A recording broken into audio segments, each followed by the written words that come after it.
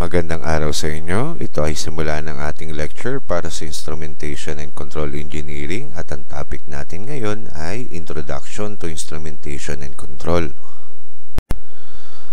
So let us start. So para maintindihan natin ang definition ng Instrumentation and Control, himayin natin yung bawat salita na napapaloob dito. So ang una na dito ay Instrumentation. Ang instrumentation ay ang agham at teknolohiya ng pagsukat at pagkontrol ng mga pisikal na bagay. Nagbibigay ito ng paraan upang masubaybayan at maitala ang mga variable ng isang proseso tulad ng temperature, pressure, flow at level. Ang control system naman ay ang aplikasyon ng mga theory ng control upang ayusin ang behavior o process ng mga system gamit ang feedback. So tinitiyak na mga ganitong control na gumagana ang mga system sa loob ng ninanais na mga parameter at napapanatili nito ang katatagan at kahusayan ng isang sistema. So ibig sabihin, ang instrumentation and control ay paggamit ng mga instruments o devices para makontrol ang mga variables sa bawat aspeto ng isang sistema. Now, let us discuss the fundamental concept ng instrumentation and control. So, ang una na dito ay measurement principle. So, ang una ay accuracy. So, chine-check mo kung gaano kalapit ang isang sinukat na bagay sa tunay nitong sukat para malaman mo kung accurate ba yung device na ginagamit mo o kung hindi naman, baka nangangailangan nito ng calibration. So, pangalawa ay precision. So, chine-check mo kung pare-pareho ba ang paulit-ulit na mga sukat. Dito mo nalalaman kung precise ba yung mga data na binibigay sa iyo ng isang measurement device. And the last is resolution. So, chine-check mo ang pinakamaliit na pagbabago na maaaring makita ng sistema ng pagsukat. Kasi, konting error may lead to a bigger problem in the long run. Okay? Now, let us discuss types of sensors. So, ito yung mga sensors na pag-aaralan natin sa mga susunod na mga chapter. So, ang una na dito ay mga temperature sensors tulad ng thermocouple, RTD o resistance temperature detectors, and thermistor. So, ibig sabihin itong mga sensor na ito para gumana, ang sinesense nito ay mga temperature. So, sumunod ay pressure sensor. Sa mga example nito ay strain gauges, piezoelectric sensors at capacitive sensors. So, ibig sabihin, para mag-activate itong mga sensor na ito, ang pinaka-input nito ay pressure. Okay? So, the next na sensor ay flow sensor. Sa mga example nito ay magnetic flow meter at saka ultrasonic flow meter. Ang sinusukat nitong mga sensor na ito ay yung bilis ng pagdaloy ng isang gas o ng liquid. Okay? So, the next is the level sensors. Ang mga example nito ay float switches, capacitive level sensors, at ultrasonic level sensors. So, ito, ang chine-check naman nito ay yung pinaka-level ng isang liquid o ng gas mo. So, yung mga bawat devices na ito ay tatalakayin natin sa mga susunod na chapter. Pag-aaralan natin yung bawat gamit ng bawat sensor na ito. Okay? Now, let us discuss signal conditioning. Ano ba yung mga method na ginagamit natin sa signal conditioning? So, ang una na dito ay amplification. Ang pagtaas ng amplitude ng isang signal upang mapabuti ang ratio ng signal to noise. So, gumagamit tayo ng mga amplifier para makuha natin yung mga desired output signal na gusto natin. So, sumunod ay filtering. Ito ay pag-alis ng mga hindi gustong frequency mula sa isang signal. Usually, ito yung mga noise sa isang signal na pinifilter natin para lalong maging maganda ang isang output signal. And the last is analog to digital conversion. Ito ay pag-convert ng tuloy-tuloy na signal sa discrete digital form para sa pagproseso ng mga microcontroller o computer dahil ang mga devices na ito, ang mga input ay discrete signal. Okay?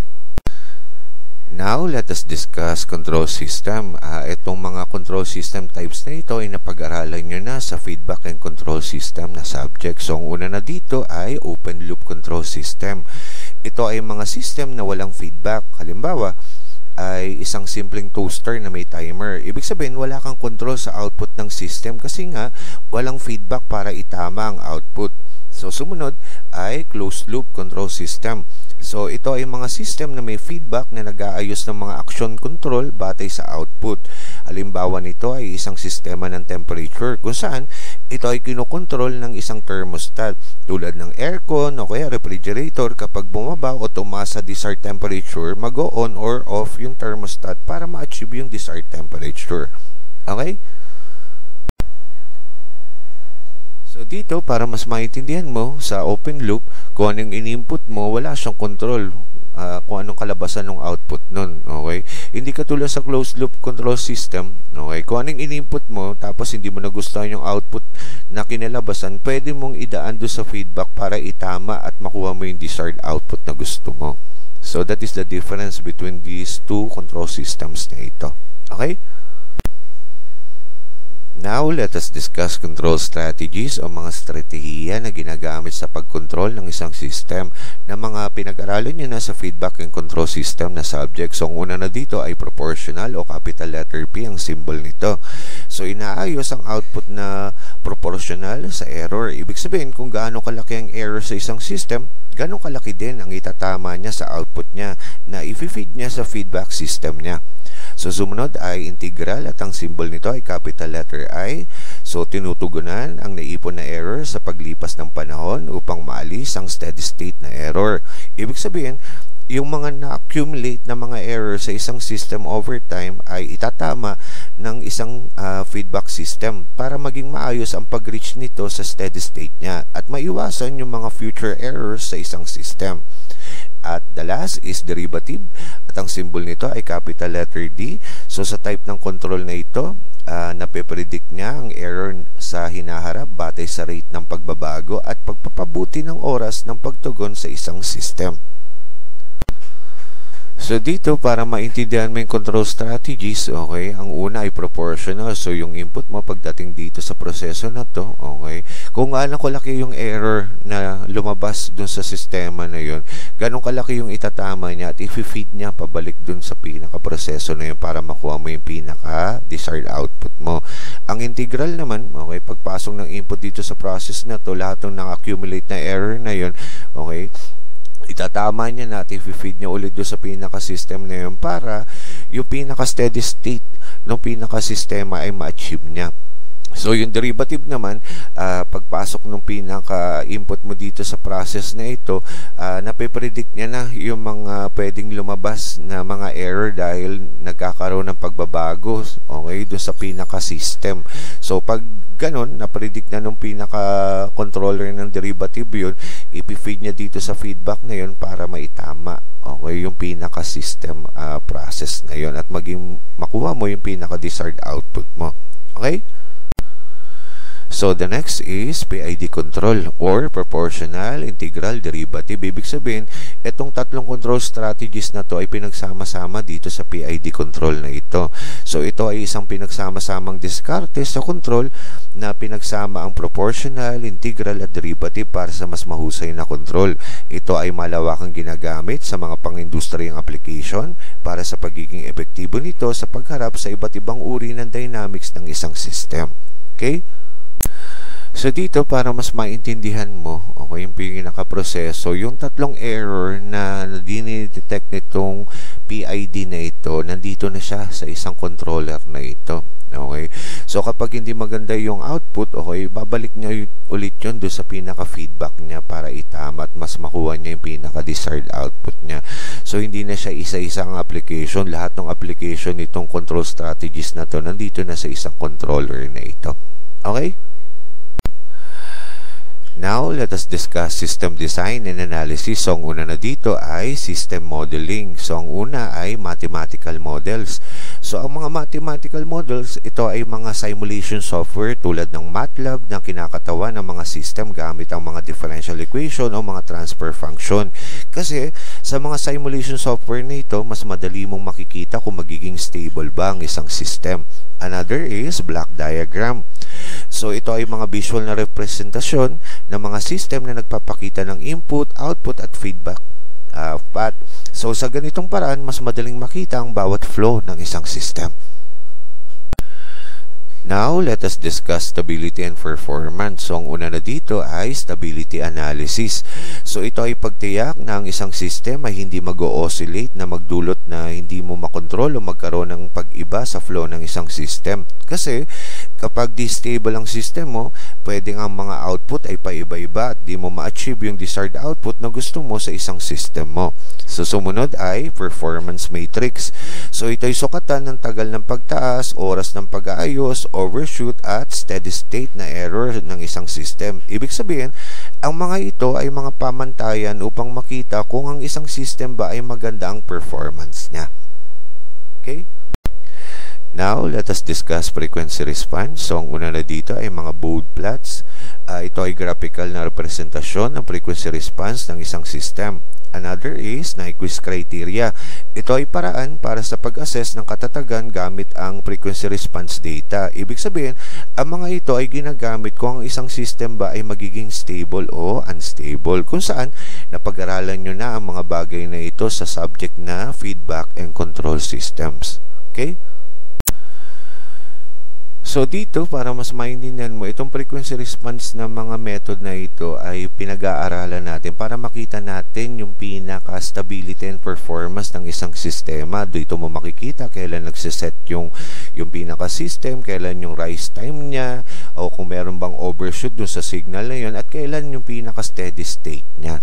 Okay, so na-check natin yun sa pinaka-graphical representation ng mga bode plots at saka Nyquist criteria, at na-check din natin kung magiging stable ba yung system na yun. Okay? Now, let us discuss modern instrumentation and control technology. So, ang una na dito ay digital instrumentation. So, under dito ay microcontrollers and microprocessors. Ito ay mga naka-embed na system na ginagamit para sa pagproseso ng data ng sensor at pagpapatupad ng mga control algorithm. So, ang mga microprocessor, ang trabaho nito ay mag-process ng mga sensor data. Ang microcontroller mo naman, siya naman yung nagpapa-implement ng mga control algorithm na yon. So, another is data acquisition systems. So, ito ay mga hardware at software system para sa pagkolekta, pagsusuri at pag-iimbak ng mga data mula sa mga sensor. So, ibig sabihin, ito ang mga digital instrument o devices na ginagamit natin upang mapagana ang isang sensor at makuha ang mga data na nasasagap ng mga sensor na ito. Okay? Now, talakayin naman natin yung mga communication protocols. So, ang una na dito ay analog communication. Ito ay mga tradisyonal na pamamaraan gamit ang mga analog signal. So, yan yung mga example ng mga analog devices. Okay, yung mga lumang telepono dati, mga lumang computer at mga television. So, mga analog yung mga type ng mga equipment o devices na yan. So, sumunod ay digital communication. Ito ay mga protocol tulad ng I2C, SPI, UART para sa interfacing sa pagitan ng mga sensor at controller. So, mga digital na yung mga ginagamit. So, sumunod ay wireless communication. Ito ay mga teknolohiya tulad ng Wi-Fi, Bluetooth at Zigbee para sa remote monitoring and control. Okay? Ngayon naman ay talakayin natin yung mga advanced control techniques. So, ang una na dito ay adaptive control. Ito ay mga system na nagsasaayos ng mga parameter ng control sa real-time batay sa pagbabago ng mga kondisyon. Ibig sabihin, kapag may pagbabago sa isang system, automatic na itatama niya yung error na nag-occur sa system na yan. So, sumunod ay fuzzy logic control. Ito ay gumagamit ng fuzzy set theory para pangisawaan ang hindi tiyak o hindi tumpak na mga impormasyon. Another is model predictive control or MPC. Ito ay gumagamit ng modelo ng isang system para hulaan at i-optimize ang mga aksyon sa pagkontrol nito. Okay? Now, let us discuss the application and case studies ng instrumentation control. So, ang isang application ng mga instrumentation and control ay sa industrial automation. So, sa pag-process ng control sa mga chemicals, manufacturing at mga proseso ng produksyon. Another is sa robotics. Okay, mga control system ng isang robotic arm at automated assembly lines. So, another application nito ay sa aerospace and automotive tulad ng mga flight control system, yung mga instrumentation and control nito para sa katatagan at navigation ng sasakyang panghimpapawid.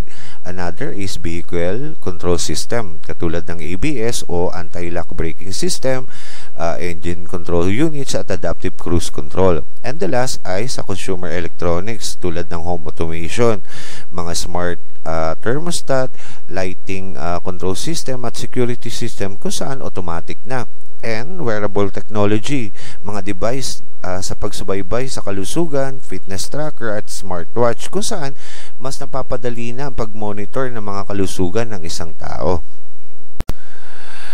Now, let us discuss challenges and future trends ng instrumentation and control. So, unahin na natin yung challenges. So, ang una dito ay complexity. Mas lalong nagiging komplikado ang isang system dahil sa mga complexity nito, kaya nangangailangan din ito ng mas sophisticadong mga solusyon sa instrumentation at control. Another is integration. So, pag-integrate ng mga makabagong hardware and software components sa isang system ay isa ding challenge dahil paunlad na ng paunlad ang ating mga technology. And the last is data security. So, dapat tinitiyak ang integridad at seguridad ng mga data sa mga sistema ng komunikasyon na dapat hindi ito basta-basta nahak o magkaroon man ng mga data breach. Okay? Now, talakayin naman natin mga future trends sa instrumentation and control. So, ang una na dito ay Internet of Things o IoT. So, pagpapalawak ng saklaw ng instrumentation at control gamit ang mga interconnected device. Another is Artificial Intelligence o AI na nauuso na ngayon. So, pagpapahusay ng mga control system gamit ang AI para sa predictive na pagpapanatili at advanced na analytics. And the last is miniaturization. So, pagbuo ng mas maliit, mas mahusay na mga sensor at controller para sa mga bagong application. So, ang instrumentation at control ay mahalaga sa disenyo at pagpapatakbo ng mga modernong electronic system. Ang pag-unawa sa mga konseptong ito ay nagbibigay daan sa mga inhinyero na bumuo ng tumpak at mahusay na mga sistema para sa malawak na hanay ng mga aplikasyon mula sa industrial na automation hanggang sa consumer electronics. Habang umuunlad ang teknolohiya, ang pananatiling updated sa mga pinakabagong trends at innovation sa larangang ito ay magiging mahalaga para sa patuloy na tagumpay at pag-unlad. So I guess that's it. Sana marami kayong natutunan. See you again sa susunod na lecture ng Instrumentation and Control. Hanggang sa muli. Bye-bye!